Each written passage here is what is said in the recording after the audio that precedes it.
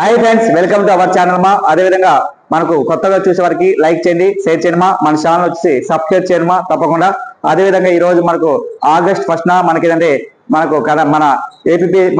APS మా అంటే constable already result వచ్చాయి.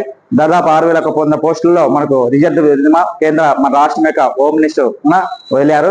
అదేవిధంగా ఏంటంటే ఈ కానిస్టేబుల్ సెలెక్ట్ అయిన వాళ్ళందరికీ మన ఛానల్ తరపున ఆల్ ది బెస్ట్ చెప్తున్నాం. అదేవిధంగా ఎందుకంటే ఈసారి బాగా మంచి మార్కులకు అందరికి సెలెక్ట్ అయ్యారమ్మా. లేడీస్ లో చాలా మంది కటాఫ్ కూడా చాలా తక్కువ వచ్చినాయి, అందరూ సెలెక్ట్ అయ్యారు. అదేవిధంగా ఇక్కడ ఏంటంటే మెయిన్ వచ్చేసిమా ఏంటంటే మనకు ఏంటంటే ఈసారి చాలా మంది మన స్టూడెంట్స్ మన ఛానల్ చూసిన వాళ్ళు కూడా చాలా మందికి చాలా యూజ్ చేసింది. మనకు అయితే ఎక్కువ మంది యూజ్ చేసినందుకు మంచి మార్కులు కూడా వచ్చాయి. వాళ్ళు సెలెక్ట్ అయిన వాళ్ళు కూడా మన ఛానల్ తరపున పరిచయం చేస్తాం త్వరలో. అయితే ఇక్కడ మెయిన్ వచ్చేసిమా ఈ రోజు కరెంట్ అఫైర్స్ లో భాగంగా ఇంపార్టెంట్ టాపిక్ వచ్చేసిమా ఏంటంటే మణిపూర్ రాష్ట్రంలోని రాష్ట్ర పాలన పొడిగింపును లోక్సభ ఆమోదం తెలిపిందిమా. ఇక్కడ మణిపూర్ రాష్ట్రంలోని రాష్ట్ర పాలన పొడిగింపుకు లోక్సభ ఆమోదించింది. ఆగస్టు 13 2025 వచ్చేసి మన లోక్సభ వచ్చేసిమా దీన్ని పొడిగించింది. దాదాపు వచ్చేసిమా ఏంటంటే 6 months వరకు ఈ యొక్క ప్రెసిడెంట్ రూల్స్ అమలుకి వస్తుంది. ఏ రాష్ట్రం అంటే మన మణిపూర్ రాష్ట్రంలో. ఈ యొక్క మణిపూర్ రాష్ట్ర పాలన ఫస్ట్ టైం ఎప్పుడు ఇచ్చినట్టమ్మా 2025లో ఫిబ్రవరి మంత్ లో రాష్ట్ర పాలన ఇచ్చారు. కనీసంగా వచ్చేసిమా ఎన్ని నెలలంటే 6 months, గరిష్టంగా వచ్చేసిమా ఎన్ని సంవత్సరాలు అంటే 3 సంవత్సరాలు వరకు విధించవచ్చు. అయితే ఇక్కడ 3 సంవత్సరాల కంటే ఎక్కువ విధించాలంటే మళ్ళా రాజ్యాంగ సవరణ చేయాలి, అధికారం ఉంటుంది అన్నమాట.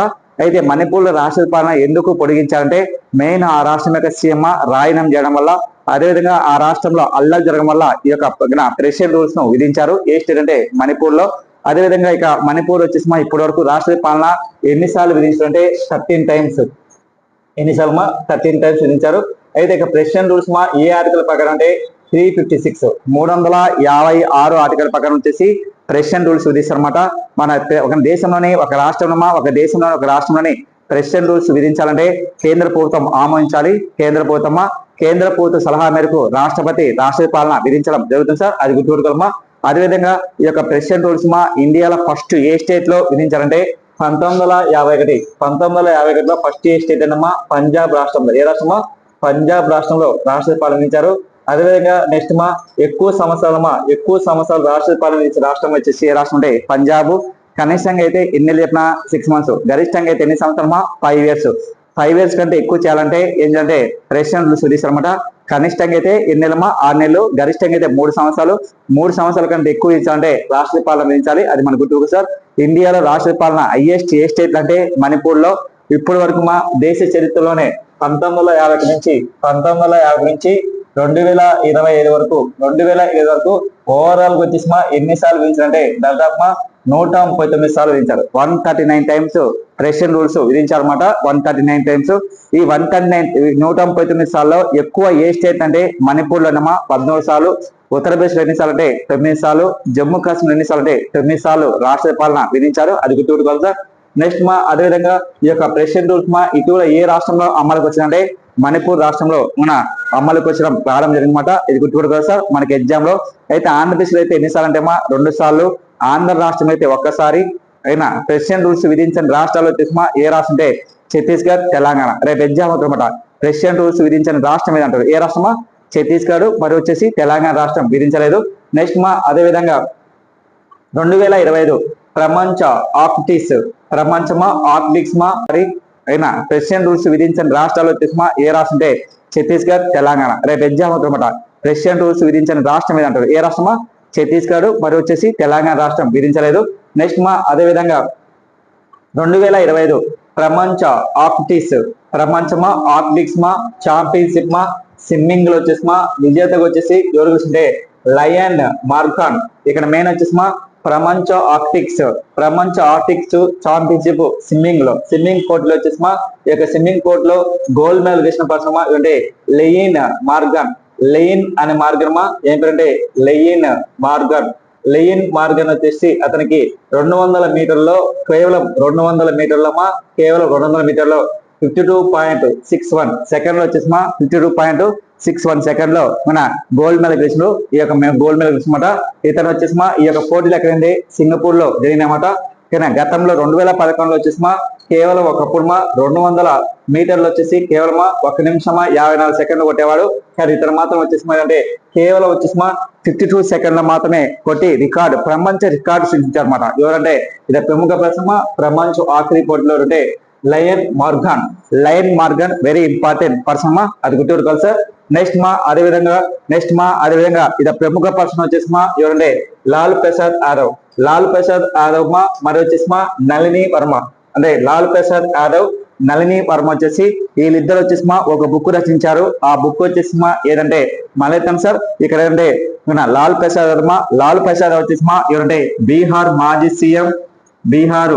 సీఎం మరియు వచ్చేసిమా రైల్వే శాఖ మంత్రిగా పనిచేశాడు. రైల్వే శాఖ మంత్రిగా 6 సార్లు పనిచేశాడు అనమాట. రైల్వే శాఖ మంత్రిగా. అదేవిధంగా లాల్ ప్రసాద్ యాదవ్ మరియు వచ్చేసిమా నళిని వర్మ ఇద్దరు కలిపి వచ్చేసి ఒక బుక్ రచించారమ్మా. ఆ బుక్ వచ్చేసి లోరేజ్ of love and saint Gorakhnath. Book పేరు అంటే లోరేజ్ of love and saint Gorakhnath అనే బుక్ ను రచించారన్నమాట. పెయింట్ లాల్ ప్రసాద్ వర్మ ఏదంటే అక్కడ ఏ కుంభకోణంలో పెయింట్ ఇరుక్కునంటే దానా కుంభకోణంలో ఎవరంటే అదేవిధంగా రైల్వే జాబ్లు కూడా కుంభకోణం ఏర్పడిన పర్సన్ వచ్చేసి ఎవరంటే ఇక లాల్ ప్రసాద్ యాదవ్ అది గుర్తుకోగలరు సార్. అయితే ఇక్కడ మెయిన్ వచ్చేసిమా లాల్ ప్రసాద్ ఏ కుంభకోణంలో ఏర్పడింది అంటే ఏదంటే దానా కుంభకోణంలో ఆయనకు జైలు శిక్ష విధించారు. ఎన్ని సంవత్సరాలు అంటే 10 సంవత్సరాలు విధించారు. అదేవిధంగా 2 సంవత్సరాల కంటే ఎక్కువ జైల్లో కూడా గడిపారన్నమాట. ఎవరంటే లాల్ ప్రసాద్ యాదవ్ అది గుర్తుకోగలరు సార్. మనకి ఎగ్జామ్ లో అడిగే ఛాన్స్ మాట. నెక్స్ట్ అదేవిధంగా జిఎస్టి అంటే goods and service tax. GST goods and service tax లో జిఎస్టి అంటే గూడ్స్ అండ్ సర్వీస్ ట్యాక్స్ లో జూలై మంత్ లో జూలై మంత్ ఎంత కలెక్షన్ వసూలైందంటే 1.96 లక్షల కోట్లు అంటే 1,96,000 కోట్లు ఒక జూలై మంత్ లో జిఎస్టి వసూలైంది. అయితే ఇక్కడ సెంట్రల్ జిఎస్టి నుంచి ఎంతంటే సెంట్రల్ జిఎస్టి ఎంతంటే 33,450 కోట్లు. నెక్స్ట్ అదేవిధంగా ఐజిఎస్టి వచ్చేసి ఎంతంటే 99.20. నెక్స్ట్ అదేవిధంగా సెంట్రల్ జిఎస్టి వచ్చేసి ఎంతంటే 41,600 కోర్సు. అదేవిధంగా సెస్ నుంచి అయితే 21.70 కోర్స్ ఇక మెయిన్ వచ్చేసి ఈ యొక్క జిఎస్టి కలెక్షన్ లో మొత్తం వచ్చేసి 1.96 లక్షల కోట్లు వచ్చేసి వసూలు చేశారన్నమాట. జిఎస్టి కలెక్షన్ లో వెరీ ఇంపార్టెంట్ ఇక జిఎస్టి అంటే ఏదంటే goods and service tax. GST అంటే goods and service tax. GST ఏదంటే goods and service tax GST bill ఎప్పటి నుంచి అమలుకి వచ్చిందంటే జూలై 1, 2015లో అమలుకి వచ్చింది. అయితే జూలై 1 2025కి వచ్చేసి ఎన్ని సంవత్సరాలు పూర్తంటే 8 సంవత్సరాలు. ఏదంటే జిఎస్టి అంటే గూడ్స్ అండ్ సర్వీస్ ట్యాక్స్. అయితే జిఎస్టి మొట్టమొదటిగా ఏ దేశంలో ప్రవేశపెట్టారమ్మా ఫ్రాన్స్. ఏ దేశమా ఫ్రాన్స్. ఎప్పుడంటే 1954లో జిఎస్టి బిల్ ఫస్ట్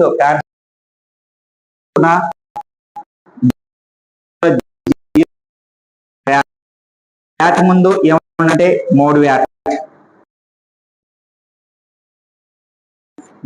అంటే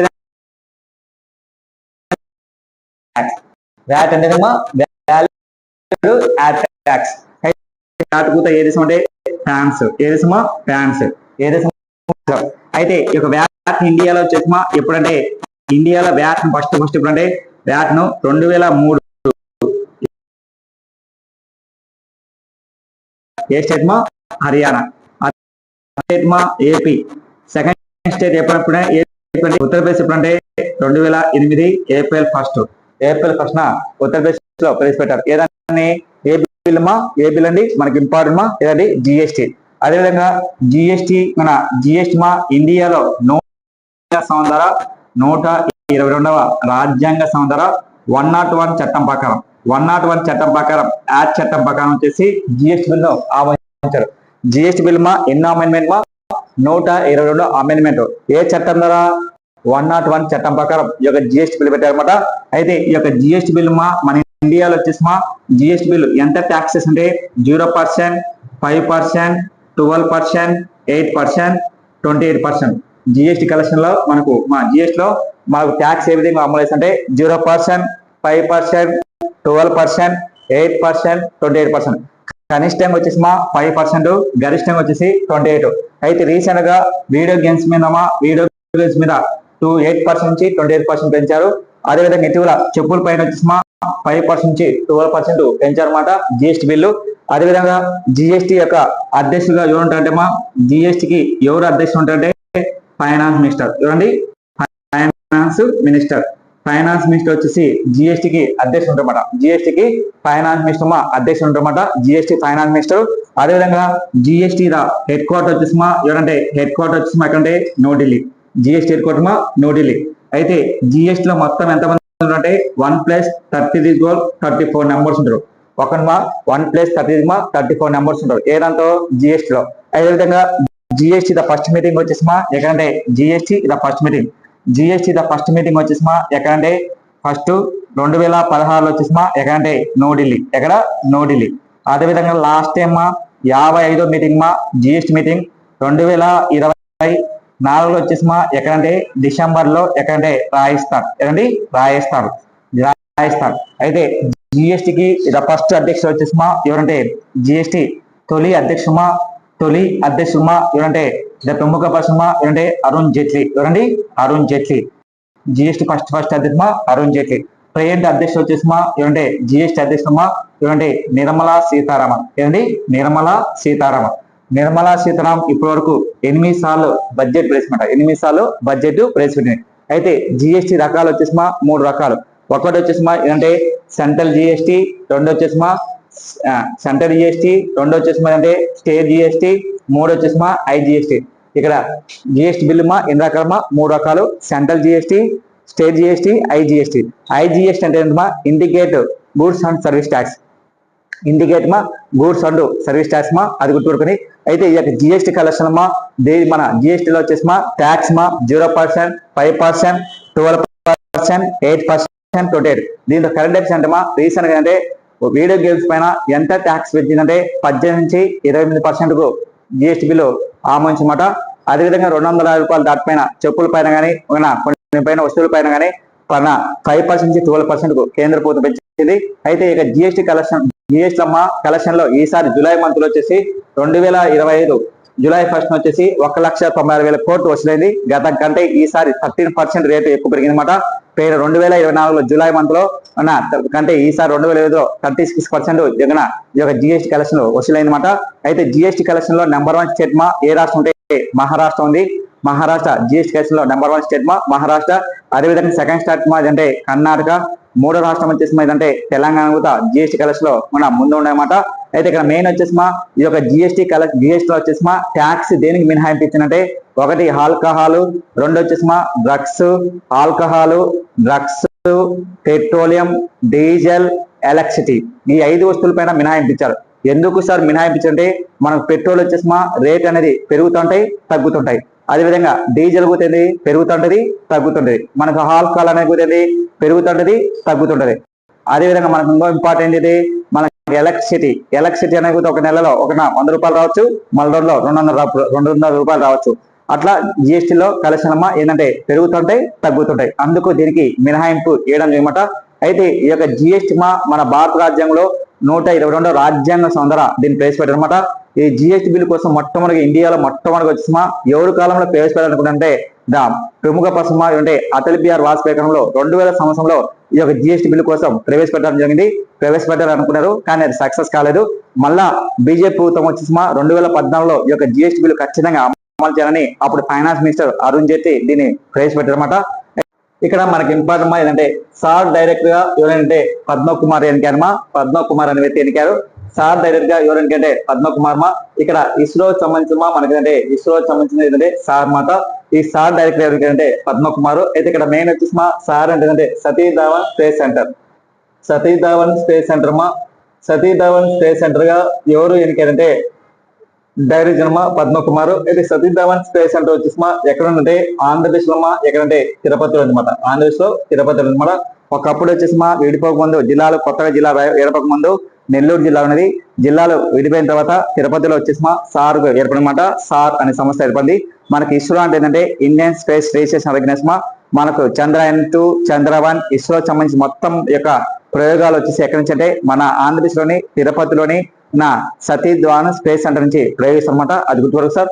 ఇస్రో అంటే Indian space research organisation Bengaluru అన్నమాట. అదేవిధంగా ఏంటంటే 2025 జూలై 21 నుంచి 31 వరకు ఏంటంటే మనకు కాప్ రామన్ కన్ఫరెన్షన్ ఆన్ 2020 జూలై 23 నుంచి 31 వరకు ఏంటంటే రామన్ కన్ఫరెన్షన్ ఆన్ మెంటల్ ల్యాండ్ అంటే వెట్ ల్యాండ్ సమావేశం కాప్ 15 అంటారు. ఇది కాప్ 15. ఇక్కడ మెయిన్ వచ్చేసి వెట్ ల్యాండ్స్ మీటింగ్ 2025 15 మీటింగ్ ఎక్కడంటే జింబాబ్వేలోని విక్టోరియాలో ఈ యొక్క మీటింగ్ మాట. ఏ మీటింగ్ 2020 ఇదంటే కాప్ 15 మీటింగ్ దాన్ని ఏమంటే కాప్ అంటే తెలుసు conference of the wetlands meeting ఎక్కడంటే జింబాబ్వేలోని విక్టోరియాలో. మొత్తం వచ్చేసి 175 దేశాలు ఈ యొక్క సమావేశంలో పాల్గొన్నాయన్నమాట. ఏదంటే కాప్ 15 మీటింగ్ అదేవిధంగా 2025లో జరిగిన సమావేశం యొక్క థీమ్ వచ్చేసి లక్ష్యం అంటే మన ఉమ్మడి భవిష్యత్తు కోసం తడి భూములను రక్షించుదాం. ఇక్కడ మెయిన్ వచ్చి థీమ్ ఏంటంటే మన ఉమ్మడి భవిష్యత్తు కోసమా తడి భూములను ఏం చేయాలంటే రక్షించాలమ్మా. దీని యొక్క థీమ్ మాట. అదేవిధంగా ప్రతి సంవత్సరం వరల్డ్ వెట్ ల్యాండ్స్ డే ఎప్పుడంటే వరల్డ్ వెట్ ల్యాండ్స్ దినోత్సవం ఎప్పుడంటే ఫిబ్రవరి 2. ప్రతి సంవత్సరం వరల్డ్ వెట్ ల్యాండ్ దినోత్సవం తెలుగులో వచ్చేసిందంటే ప్రపంచ చిత్తనేల దినోత్సవం ఎప్పుడంటే ఫిబ్రవరి 2 జరుపుకుంటామట. ఫిబ్రవరి 2 ఫస్ట్ ప్రపంచ చిత్తనేల దినోత్సవాన్ని ఫిబ్రవరి 2. అయితే ఫస్ట్ ఎప్పుడంటే 1971 ఎక్కడంటే ఇరాన్ లోని రామ్సాగర్ లో ఫస్ట్ ఈ యొక్క చిత్తనేలను కానీ ప్రారంభించింది మాత్రం ఎప్పుడంటే 1970 నుంచి ఈ యొక్క డే జరుపుకుంటామన్నమాట. 1970 నుంచి.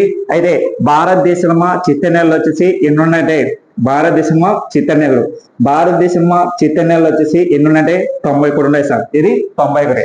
ఈ 91లో ఎక్కువ ఏ స్టేట్ అంటే సార్ తమిళనాడు ఎన్ని ఉన్నాయంటే 20 ఉన్నాయన్నమాట తమిళనాడులో. అదేవిధంగా భారతదేశం చిత్తనేలమా ఎన్ని ఉన్నాయంటే 91. తమిళనాడు ఎక్కువ ఉన్నామా హైయెస్ట్ 20. అయితే ఆంధ్రప్రదేశ్లో చిత్తనేలలో కేవలం వచ్చేసి ఒకే ఒకటి ఉంది. ఏదంటే కొల్లేరు సరస్సు. ఎక్కడ కొల్లేరు సరస్సు మాత్రమా. కొల్లేరు సరస్సు ఏ జిల్లాలో ఉందంటే ఆంధ్రప్రదేశ్లో ఏలూరు జిల్లాలో. ఏలూరు జిల్లాలో అనమాట. ఏదంటే చిత్తనేలు. అయితే భారతదేశంలో చిత్తనేలు ఫస్ట్ ఏదంటే ఫస్ట్ ఇండియాలో 91లో ఫస్ట్ చిత్తనేలు వచ్చిందంటే సుందర్బన్. ఏదమ్మా సుందర్బన్ వచ్చేసి ఏ స్టేట్ అంటే వెస్ట్ బెంగాల్ అన్నమాట. భారతదేశంలో పెద్ద చిత్తనేలు వచ్చేసిమా ఏదంటే సుందర్బన్ వెస్ట్ బెంగాల్. అది చిన్నది వచ్చేసిమా ఏదంటే చిత్తనేలు వచ్చేసిమా ఏంటంటే రేణుక. రేణుక వచ్చేసిమా ఎక్కడంటే హిమాచల్ ప్రదేశ్. హిమాచల్ ప్రదేశ్ అనమాట. ఇక్కడ రేణుక అనేది ఎక్కడమ్మా హిమాచల్ ప్రదేశ్ అనమాట రేణుక అనేది. అయితే భారతదేశంలో చిత్తనేలు వచ్చేసిమా ఎన్ని ఉన్నాయమ్మా 91 ఉన్నాయి సార్. గుర్తుపెట్టుకోవాలి సార్. ఇండియాలో హైయెస్ట్ వచ్చేసిమా ఏ రాష్ట్రం అంటే తమిళనాడు అనమాట. ఆంధ్రప్రదేశ్లో వచ్చేసిమా కేవలం ఒకటే ఉందన్నమాట. ఇక్కడ చిత్తనేలు అంటే ఎప్పుడు తేమతో ఉండేదాన్ని. ఇక్కడ దీని అంటే మన ఉమ్మడి భవిష్యత్తు కోసమా తడి భూములను ఎప్పుడు రక్షించాం అంటే ఎప్పుడు తడి భూమితో ఎప్పుడు ఉండాలని మెయిన్ యొక్క లక్ష్యం. ఇప్పుడు పేపర్ మెయిన్ ఇది చిత్తనేలు పేలుంది. చిత్తనేలు అంటే ఎప్పుడు తేమతో ఉండదాన్ని ఏమంటామా చిత్తనేలు అంటారు. గుర్తుపెట్టుకోవాలి సార్. అది గుర్తుపెట్టుకోవాలి. అయితే ఇక్కడ ఇండియాలో వచ్చేసి ప్రపంచం చిత్తనేలు ఎక్కువ దేశమా ఏ దేశం అంటే ఇరాన్. ఇరాన్. సెకండ్ దేశమా ఏదంటే ఏ దేశం అంటే చైనా. అదే ఇండియా వచ్చేసి ఎన్నో ప్లేస్ ఉంటే 6వ ప్లేస్ లో. ఇండియా వచ్చేసి ఎన్నో ప్లేస్ 6వ ప్లేస్ ఉంది. ఏది చిత్తనేలు. ఈ యొక్క చిత్తనేలు చాలా ఇంపార్టెంట్. ఇండియాలోనే ఎక్కువ చిత్తనేలు రాష్ట్రమా ఏ స్టేట్ ఉన్నాయి మళ్ళీ ఎత్తాను సార్. తమిళనాడు చాలా ఇంపార్టెంట్. గుర్తుపెట్టుకోవాలి సార్. ఇండియాలో కేవలం 91 చిత్తనేలు ఉన్నాయి. అది పెద్ద చిత్తనేలు వచ్చేసిమా ఇదంటే సుందర్బన్. చిన్నది వచ్చేసిమా ఇదంటే రేణుక హిమాచల్ ప్రదేశ్ అనమాట. చిత్తనేలు ఫస్ట్ ఇరాన్ లోని రామ్సాగర్ అనే నగరంలో ఈ యొక్క చిత్తనేలు అనమాట. అది గుర్తుపెట్టుకోవాలి సార్. నెక్స్ట్ అదే విధంగా ప్రముఖ ఆర్థికవేత్త ఇదంటే ప్రముఖ ఆర్థికవేత్తలు అంటే మేఘనాథ్ దేశాయ్ కన్నుమూశారు. ఆయన వయసు వచ్చేదంటే 80 సంవత్సరాలు. అయితే నాకు చాలా ప్రముఖ ఆర్థికవేత్త ఏదంటే నేను 1965 నుంచి 1960 నుంచి 2003 వరకు లండన్ స్కూల్ ఆఫ్ ఎకనామిక్ బోధనగా చేశారన్నమాట. అదేవిధంగా 1971 వచ్చేసిమా లేబర్ పార్టీ చేరి అంటే అమెరికాలో ఇది సపోజ్ లండన్ ఉందన్నమాట. లండన్ లోని లేబర్ పార్టీ చేరి హౌస్ ఆఫ్ ది లార్డ్స్ కు ఎన్నికైనమాట. అదేవిధంగా మన కేంద్ర ప్రభుత్వం ఈయన గుర్తుగా వచ్చేసి అంటే పద్మభూషణ్ అవార్డు ఇచ్చారు. ఇది పద్మభూషణ్. ఇతను మన దేశం వాడమా ఏమంటే మన దేశానికి చెందిన పర్సమా కానీ అక్కడ సెటిల్ అయ్యారు. ఎక్కడ బ్రిటన్ లో సెటిల్ అయ్యారు.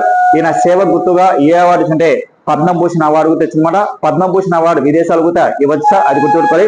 నెక్స్ట్ అదేవిధంగా ఏంటంటే 2025లో 2020 పక్కన వచ్చి ప్రపంచంలోనే 500 ప్రముఖ కంపెనీలమ్మా అత్యధికంగా ఎక్కువ శక్తివంతమైన కంపెనీలు వచ్చేసి ఒక రిపోర్ట్ ఇచ్చింది. ఏదంటే ఫార్చ్యూన్ గ్లోబల్ ప్రకారం ప్రపంచంలో 500 కంపెనీలు వచ్చేసి ఎక్కువ జాబితాలమా ఎక్కువ ఏ కంపెనీ వచ్చిందమ్మా ఏ జాబితాలు ఫస్ట్ అంటే అమెజాన్ ఫస్ట్ అమ్మా. సెకండ్ వచ్చేసి గిడ్, మూడు వచ్చేసి అంటే చైనా నేషనల్ పెట్రోలియం. అదేవిధంగా రిలయన్స్ వచ్చి ఎన్నో ప్లేస్ అంటే 88వ ప్లేస్ వచ్చింది. ఇది 88వ ప్లేస్. ఈసారి టాప్ 500 లో ఇండియన్స్ ఫస్ట్ కంపెనీ ఏదంటే రిలయన్స్. టాప్ 500 లో వచ్చేసి ఓవరాల్ గా అయితే ఎన్నో ర్యాంక్ అంటే 88వ ప్లేస్. లాస్ట్ 2025 ప్రకారం ఇండియాలో ఇప్పుడు ఆ లాస్ట్ టైం అయితే 2025 అంటే 86 అనమాట. అదేవిధంగా ఎల్ఐసి వచ్చేసి life insurance corporation of India ఎన్నో ర్యాంక్ అంటే 95 లో ఉంది. ఎన్నో ర్యాంక్ 95 ఉంది. మన గుర్తుడు కదా సార్, ఎన్నో ర్యాంక్ అంటే 95 ర్యాంక్ లో ఉందన్నమాట. ఏది ఇక్కడ 2020 ఫార్చ్యూన్ గ్లోబల్ 500 కంపెనీలో అతి శక్తివంతమైన కంపెనీలో రిలయన్స్ మాత్రం ఎన్నో ప్లేస్ 88లో వచ్చిందమ్మా. చాలా గ్రేట్ అండి. 88 ప్లేస్ లో గతంలో వచ్చేసి 124 స్థానం ఉన్నది. ఇప్పుడంటే లాస్ట్ ఒక 5 years క్రితమ్మా. కానీ ఈసారి మాత్రం 88లో ప్లేస్ రావడం చాలా గ్రేట్ అండి రిలయన్స్ థ్యాంక్ యూ. అదేవిధంగా మన ఛానల్ కొత్తగా చూసే వాళ్ళకి లైక్ చేయండి sir. Thank you very much.